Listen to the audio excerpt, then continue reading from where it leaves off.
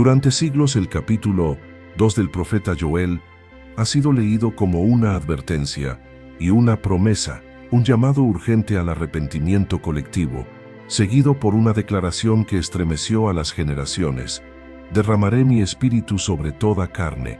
Pero ¿qué significa esto realmente? ¿Se trata de una profecía que ya se cumplió en Pentecostés, o estamos a punto de ver una manifestación aún más grande en nuestros tiempos? ¿Es el Espíritu Santo una experiencia emocional momentánea o una transformación que invade cada rincón de nuestra vida? Este estudio no solo explora una promesa profética, es un llamado urgente a discernir el tiempo, a preparar el corazón y a vivir una vida que no solo espera la unción, sino que la manifiesta. Porque si todo aquel que invoque el nombre del Señor será salvo, debemos preguntarnos con seriedad: ¿estamos viviendo como quienes ya han recibido ese derramamiento? ¿O seguimos vacíos esperando una gloria que no estamos listos para cargar? El capítulo 2 de Joel comienza con una trompeta de advertencia. Tocad trompeta en Sión, y dad alarma en mi santo monte. Joel 2:1. El lenguaje es urgente, como el de un centinela que ve venir un ejército implacable y clama desde lo alto de los muros. El profeta describe un día terrible, un día de tinieblas y oscuridad, donde se avecina un juicio ineludible sobre el pueblo de Dios. Pero este juicio no es una venganza sin propósito. Es un llamado al despertar espiritual. La figura que utiliza Joel es la de un ejército devastador, posiblemente literal, pero también simbólico de las consecuencias del pecado. El pueblo ha sido indiferente, ha seguido su rutina religiosa, pero sus corazones están lejos de Dios. Por eso el día del Señor se presenta como una confrontación entre la santidad de Dios y la frialdad de su pueblo. Pero en medio de esta escena sombría, la profecía de Joel no está impregnada de desesperanza, sino de oportunidad, porque el juicio es una expresión del amor divino que quiere restaurar, no destruir. Dios no se complace en castigar, sino en redimir. Y para que eso ocurra, es necesario que suene la alarma, que el alma despierte del letargo y que el corazón se quebrante. El día del Señor no es solo un evento apocalíptico futuro. Es también un momento personal, un día en que la luz de Dios irrumpe en la vida del creyente y le exige una decisión. ¿Seguirás caminando en la sombra, aparentando fe sin obediencia? ¿O dejarás que la trompeta despierte tu alma? Lo profundo del mensaje de Joel es que Dios mismo está advirtiendo a su pueblo. No manda juicio sin antes enviar una señal, una voz, una última oportunidad. Y hoy, esa voz todavía suena. A través de su palabra, de las circunstancias, de ese susurro interno que no te deja tranquilo, Dios sigue llamando, porque detrás del juicio hay una promesa. Y en ese mismo capítulo que comienza con alarma, también se anunciará uno de los mayores actos de misericordia profética jamás declarados: el derramamiento de su espíritu sobre toda carne. Pero antes de la lluvia, viene el quebrantamiento. En medio del anuncio del juicio, Joel introduce uno de los llamados más intensos al arrepentimiento en toda la Escritura. Joel 2, 12-13. Se narra: convertíos a mí con todo vuestro corazón, con ayuno y lloro y lamento. Rasgad vuestro corazón, y no vuestros vestidos. Este llamado no es al ritual externo, sino a la transformación interna. En los tiempos bíblicos, era costumbre rasgar la ropa en señal de duelo o remordimiento. Pero Dios no se impresiona con los gestos teatrales. Lo que Él busca no es tela rota, sino voluntades quebrantadas. Un corazón que se rasga por dentro ante el peso del pecado. No una actuación piadosa, sino una rendición real. La palabra convertíos no es solo volver. Es cambiar radicalmente de dirección. Es una decisión interior urgente y total. No se trata de tristeza emocional momentánea, sino de una reorientación completa del alma hacia Dios. Joel añade que esta conversión debe hacerse con todo vuestro corazón. No hay espacio para dualidades. El llamado es a una entrega sin reservas.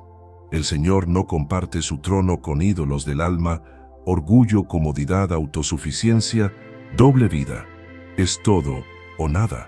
Pero lo más poderoso de este llamado no es el mandamiento en sí, sino el carácter del Dios que lo hace. Mira lo que dice Joel: porque misericordioso es y clemente, tardo para la ira y grande en misericordia, y que se duele del castigo. ¡Qué belleza! Aquel que está dispuesto a enviar juicio, también es el primero en ofrecer perdón. Es un Dios que se duele, que se conmueve, que ama restaurar. Su naturaleza es atraer, no rechazar, levantar, no destruir.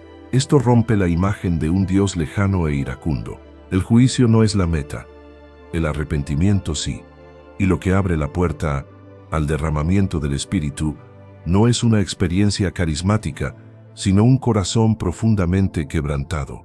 Solo los vacíos pueden ser llenados, solo los rendidos pueden ser ungidos. Aquí está el principio. No hay avivamiento sin quebrantamiento, no hay llenura sin vaciamiento. El problema de muchos creyentes hoy no es que Dios no quiera derramar su Espíritu, es que no encuentran espacio en un corazón lleno de orgullo, agenda propia y religiosidad. Así que Joel nos habla a todos: antes del poder viene el llanto, antes del derramamiento viene la rendición. ¿Estás dispuesto a rasgar el corazón, no solo las vestiduras? Después del llamado al arrepentimiento sincero, Joel nos lleva a una escena conmovedora, la respuesta de Dios ante el quebrantamiento verdadero de su pueblo. La transición es poderosa. Ya no se trata de juicio sino de compasión, no de destrucción sino de restauración. Joel 2, 18. Se narra: y Jehová, solícito por su tierra, perdonará a su pueblo. Esta frase revela algo esencial del carácter divino. Dios no permanece indiferente ante el clamor genuino. Él es solícito, es decir, profundamente movido. Su corazón arde de celo por lo que le pertenece. La tierra, el pueblo, el pacto, todo lo que lleva su nombre despierta su compasión. Ese perdonará a su pueblo no es solo remisión de pecado, es restauración total. Es como si el cielo entero se activara a favor de aquellos que han decidido rendirse de corazón. Joel detalla esta restauración en promesas concretas: el fruto volverá a la tierra. He aquí yo os envío pan, mosto y aceite, y seréis saciados de ellos. El oprobio será quitado, y nunca más os pondré en oprobio entre las naciones. Los enemigos serán alejados, y haré alejar de vosotros al del norte. La tierra recobrará su alegría. Tierra, no temas, alégrate y gózate, porque Jehová hará grandes cosas. Esto no es poesía simbólica solamente. Es la expresión del celo ardiente de Dios por restaurar lo que fue dañado. Cuando un hijo regresa, el padre no lo recibe con frialdad ni con condiciones. Lo abraza, lo restituye, lo honra. Así es el Dios de Joel.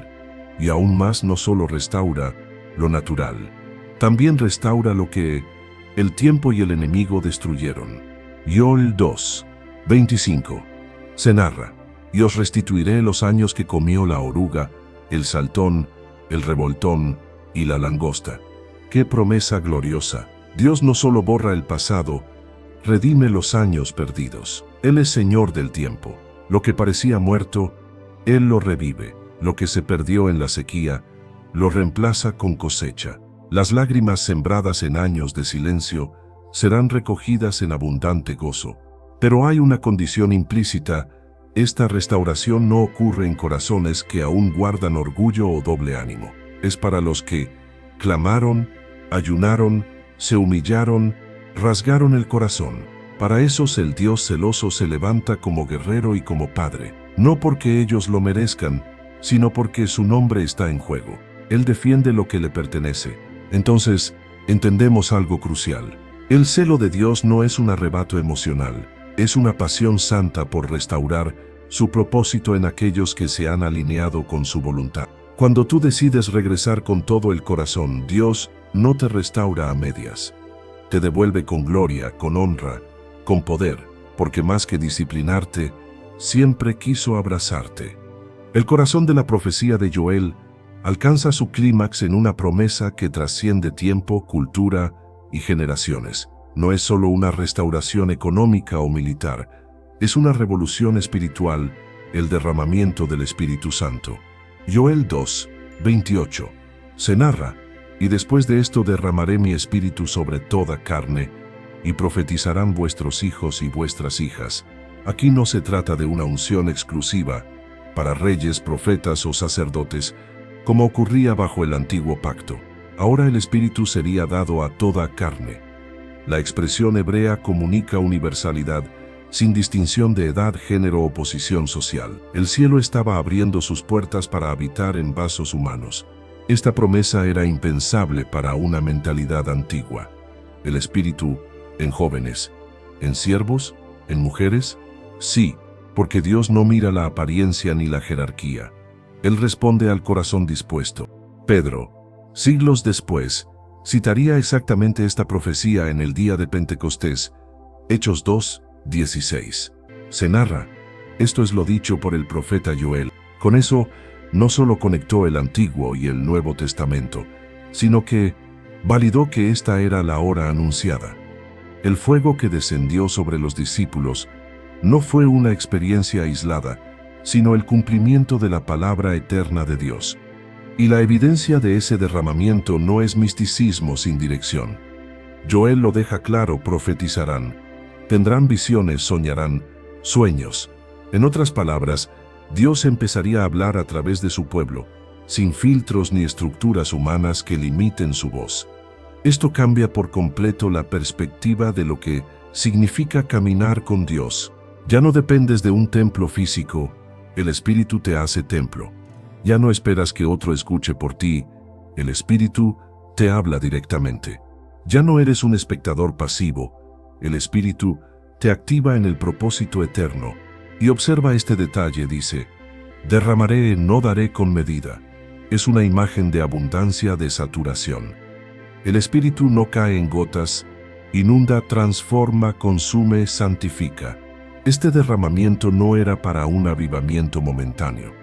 Era el inicio de una nueva era, la era del Espíritu, y sigue vigente hoy. No se ha detenido.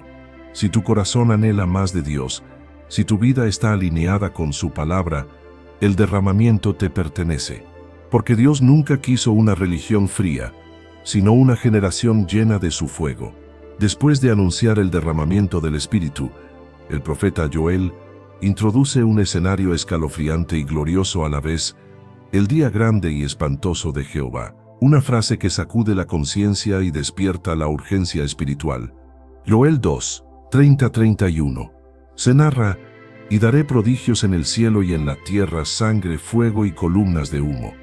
El sol se convertirá en tinieblas y la luna en sangre, antes que venga el día grande y espantoso de Jehová. Aquí se nos revela una dimensión de la profecía que va más allá del Pentecostés inicial, una perspectiva escatológica, apuntando hacia el final de los tiempos, donde la intervención divina será visible, irreversible y total. Las señales descritas, fuego, oscuridad, sangre, humo, son símbolos del juicio, del caos previo a una nueva era, pero también del colapso de los sistemas humanos. Todo lo que no está cimentado en Dios será conmovido. Este día no es cualquier evento ni una fecha religiosa. Es el clímax de la historia humana desde la perspectiva celestial. Un día que revela dos realidades simultáneas. Para los que han invocado el nombre del Señor, un día de salvación y gloria. Para los que han endurecido su corazón, un día de espanto y justicia divina. Por eso Pedro, cuando cita a Joel en el libro de los Hechos, no solo lo ve como algo que ya comenzó, sino como un proceso en marcha que culminará con el retorno de Cristo. El Pentecostés fue la activación, pero el cumplimiento total aún está por suceder. Y esta dualidad, Espíritu derramado y juicio venidero, nos confronta con una verdad poderosa: el mismo Dios que aviva, también juzga.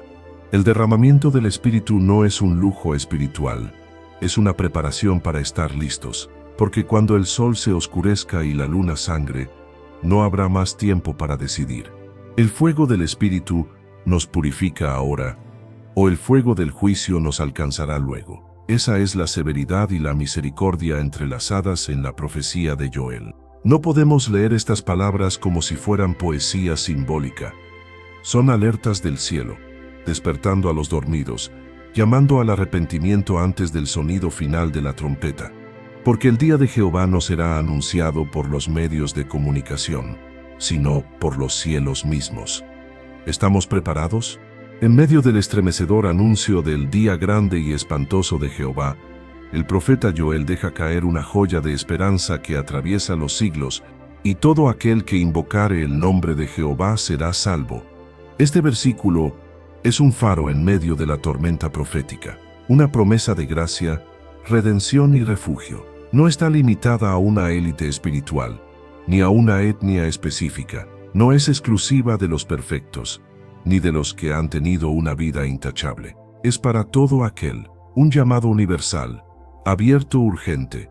Invocar el nombre del Señor no es una fórmula religiosa ni una repetición vacía. Es un grito del alma, una rendición absoluta ante el único que puede salvar. Es reconocer que no hay esperanza en el hombre, en el sistema, en uno mismo, sino solo en Dios. El verbo invocar en hebreo connota un llamado desesperado, una súplica ardiente que nace de la necesidad y la fe. Como Pedro, cuando se hundía en el agua, clamó: «Señor, sálvame». Así es el espíritu de esta promesa. Esta declaración de salvación no elimina el juicio anunciado. Lo que hace es abrir una puerta de escape antes de que llegue la consumación. Es como en los días de Noé. Mientras el arca estaba abierta, cualquiera podía entrar. Pero una vez que Dios cerró la puerta, ya no hubo vuelta atrás. Hoy vivimos en el tiempo donde la puerta sigue abierta. El derramamiento del Espíritu, las advertencias proféticas, los llamados al arrepentimiento, todo forma parte de esta gracia extendida. Pero llegará el día en que lo anunciado por Joel se cierre con un «ya es tarde». Cuando Pedro predicó en Pentecostés, citó este mismo versículo y lo conectó directamente con Jesucristo. El nombre que debe ser invocado ahora no es otro que el nombre de Jesús, porque en él se cumple toda la salvación prometida en Joel. Como declara Hechos 4:12, y en ningún otro hay salvación, porque no hay otro nombre bajo el cielo, dado a los hombres, en que podamos ser salvos. Joel 2:32 no es una frase aislada, es la base del mensaje del Evangelio. Es la declaración que define la diferencia entre el juicio y la vida eterna, entre la condenación y la redención. Hoy, esta promesa sigue vigente. No importa cuán lejos hayas caído, cuánto tiempo hayas estado seco espiritualmente, cuán oscura sea la noche que te rodea. Si invocas su nombre, con sinceridad Él responde. La invitación no es solo para comenzar la vida cristiana, sino para vivir invocando su presencia cada día, caminando bajo el fuego del Espíritu y la certeza de su gracia. Porque el tiempo se acerca, el Espíritu ha sido derramado. Las señales aumentan, y la única garantía que tenemos para permanecer firmes en medio del temblor es haber invocado y seguir invocando el nombre que está sobre todo nombre, Jesucristo el Señor. Joel 2:32 concluye con una frase poderosa y cargada de significado profético: porque en el monte de Sión y en Jerusalén habrá salvación, como ha dicho Jehová, y entre el remanente al cual Él habrá llamado. Dios no solo promete derramar su Espíritu y salvar a todo aquel que invoque su nombre, también asegura que preservará un remanente, un grupo apartado, purificado y sostenido por Él mismo. En tiempos de juicio, apostasía o confusión espiritual, Dios nunca deja de tener un pueblo fiel. Siempre ha habido un remanente que no dobla sus rodillas ante los ídolos, que camina contra la corriente y mantiene viva la llama de la fe. Este remanente no es una élite orgullosa, es una comunidad marcada por la humildad, la obediencia y la dependencia del Espíritu. No es una masa, sino una minoría consciente. No es definida por instituciones religiosas, sino por una relación genuina con el Dios vivo. Es ese grupo que, en medio del caos, oye la voz de Dios y responde. La palabra remanente en la Biblia está ligada al concepto de fidelidad en medio de la prueba. En los días de Elías, Dios le recordó que tenía 7,000 que no habían doblado la rodilla ante Baal. En tiempos de exilio, fueron unos pocos los que regresaron con Esdras y Nehemías. En Apocalipsis, se describe a los 144,000 como un remanente que sigue al Cordero a donde quiera que va. En cada generación Dios llama, purifica y preserva un grupo que le pertenece. Joel nos señala que este remanente estará en el monte de Sión y en Jerusalén, símbolos no solo geográficos, sino espirituales. El monte de Sión representa el lugar del gobierno de Dios, la ciudad del Rey, el centro de adoración verdadera. En un sentido espiritual, el remanente habita en la presencia de Dios, en comunión con su autoridad, bajo su pacto. No viven según los dictados del mundo, sino bajo el señorío de Cristo. Este remanente es llamado por Dios, no se escoge a sí mismo, no es fruto del esfuerzo humano ni del mérito religioso, es el resultado de la gracia soberana que escoge, llama, limpia y prepara. El remanente no es perfecto, pero está apartado, ha sido despertado por la voz de Dios y ha respondido con obediencia. Ha pasado por el fuego, pero no se ha quebrado, ha sido sacudido, pero permanece firme. En un mundo donde la verdad se diluye, donde muchos se enfrían, donde el sistema presiona para que la iglesia se acomode, Dios está levantando un remanente lleno del Espíritu, arraigado en la palabra y dispuesto a representar a Cristo con fidelidad. No será el grupo más numeroso, pero sí el más encendido. No será el más popular, pero sí el más firme. ¿Estás entre ellos? ¿Anhelas ser parte del remanente que Dios preserva para su gloria? Este es el tiempo de responder al llamado, de apartarse del ruido del mundo y de vivir en el monte santo del Señor. Porque el remanente no solo será guardado, será también instrumento de avivamiento, testimonio de esperanza y luz en medio de la oscuridad.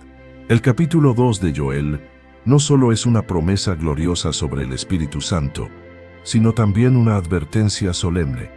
El derramamiento del Espíritu no ocurre en un vacío espiritual ni en tiempos indiferentes. Joel sitúa este evento profético en un marco de urgencia escatológica, donde el reloj de Dios avanza hacia un día irrevocable, el día del Señor. Joel 2:31 declara: el sol se convertirá en tinieblas, y la luna en sangre, antes que venga el día grande y espantoso de Jehová. Aquí el profeta entrelaza una imagen apocalíptica con la promesa del Espíritu. Antes del juicio final, antes del cumplimiento total de la justicia divina, Dios da una última oportunidad, derrama de su Espíritu sobre toda carne para que nadie pueda decir que no fue advertido, que no fue tocado, que no fue llamado. Este derramamiento es urgente, no opcional. Es un acto de misericordia antes del juicio. Así como en los días de Noé el arca estaba abierta antes del diluvio, así también el Espíritu está siendo derramado antes de que se cierren las puertas. Dios clama, llama, busca, unge, sacude. Pero el tiempo no es eterno. El día grande y espantoso vendrá, y con él el cierre de la gracia para muchos. Por eso no se trata solo de celebrar que el Espíritu ha sido dado. Se trata de discernir el tiempo en el que vivimos. La oscuridad que menciona Joel es simbólica de confusión, de caos, de juicio inminente. La luna en sangre habla de señales cósmicas que apuntan a algo más profundo. Dios está hablando a las naciones y llamando al arrepentimiento a través de su Espíritu. La urgencia también nos desafía a actuar. No podemos quedarnos como espectadores del avivamiento. Quien recibe el Espíritu es llamado a profetizar, soñar, tener visiones, interceder, testificar. No podemos recibir su presencia y vivir como si nada hubiese cambiado. La llenura del Espíritu es un encargo, una misión, un envío. Es la capacitación de lo alto para cumplir el propósito eterno, justo antes de que el reloj profético marque la medianoche. El apóstol Pedro citó este pasaje en Hechos 2 para explicar lo que sucedía en Pentecostés. Pero la frase "en los postreros días" se ha extendido hasta hoy. Vivimos aún en la era del Espíritu y también en los últimos tiempos. Cada generación debe preguntarse, ¿estamos viviendo como si el derramamiento del Espíritu fuera lo más urgente? ¿O estamos distraídos con lo superficial mientras el reloj del juicio avanza? El derramamiento antes del día del Señor es la misericordia de Dios en acción. Es su última voz antes del silencio. Es su luz antes de la oscuridad. Es su invitación a prepararnos, a despertar, a consagrarnos, a predicar, a vivir por el Espíritu y no por la carne, porque cuando ese día llegue, no habrá más tiempo para cambiar de bando. Por eso ahora es el tiempo de clamar por más del Espíritu, no por emoción, sino por misión. Ahora es el tiempo de responder a la urgencia del cielo, porque Dios no derrama su Espíritu para entretenernos, sino para equiparnos para los días más intensos que la humanidad haya conocido. La gran pregunta es, ¿estamos listos? Aquí tienes la conclusión del estudio Joel 2. Dios derramará su Espíritu. ¿Estás listo? Con profundidad bíblica, tono solemne y cohesión reveladora. El capítulo 2 de Joel no es solo una promesa profética, es un llamado urgente, una señal del cielo y una responsabilidad sagrada. Dios no derrama su Espíritu como un gesto simbólico, ni como un evento aislado para nuestra admiración. Lo hace con un propósito eterno: preparar un pueblo santo, sensible, obediente y lleno de poder para los tiempos finales. Este derramamiento no es el clímax de la historia. Es el inicio del movimiento final de Dios en la tierra, antes del juicio definitivo. Es la activación de hijos e hijas profetizando, de ancianos soñando con los planes de Dios y de jóvenes viendo visiones celestiales en medio de una cultura que ha perdido la visión del reino. Es una generación entera tocada por lo sobrenatural, no para exaltarse, sino para anunciar al Rey que viene. El derramamiento del Espíritu es como el aceite en las lámparas de las vírgenes prudentes, Mateo 25, quienes lo tienen estarán listos cuando el esposo llegue, mientras los que no se prepararon se quedarán fuera. La unción no es un lujo, es una urgencia. El Espíritu no es un extra para creyentes maduros, sino la señal de que pertenecemos a Dios y de que somos parte de su obra en estos tiempos decisivos. La profecía de Joel nos lleva a evaluar nuestro caminar. Hemos recibido el Espíritu, pero seguimos dormidos espiritualmente. Hemos sido tocados por la gloria, pero seguimos viviendo como si estuviéramos en tiempos de calma. Reconocemos que cada visión, cada revelación, cada profecía es parte de un diseño mayor que apunta al regreso glorioso de Jesucristo. Este estudio nos confronta con una verdad que no podemos ignorar. Dios ya está hablando, ya está derramando, ya está convocando. Los tiempos no son los mismos.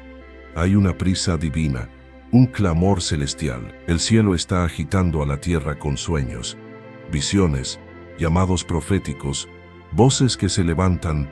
Estamos respondiendo.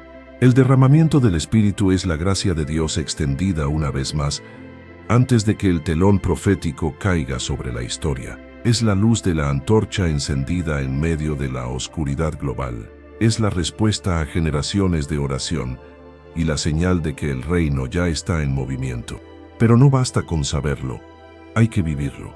Y no basta con vivirlo, hay que difundirlo, activarlo, multiplicarlo, obedecerlo, porque el día grande y temible del Señor se acerca y solo los que anden en el Espíritu podrán discernir, resistir y perseverar. ¿Estás listo para ser parte de la generación llena del Espíritu que prepara el camino del Señor? Si buscas crecer en tu conocimiento de la palabra de Dios y profundizar en tus estudios bíblicos, te invitamos a suscribirte a nuestro canal Sabiduría Bíblica. Aquí encontrarás reflexiones profundas, estudios bíblicos detallados y enseñanzas para fortalecer tu fe. No olvides darle clic a la campanita para no perderte ningún contenido, y si este mensaje ha sido de bendición para ti, compártelo con otros para que también puedan crecer espiritualmente. Únete a nuestra comunidad y sigue avanzando en tu caminar con Dios.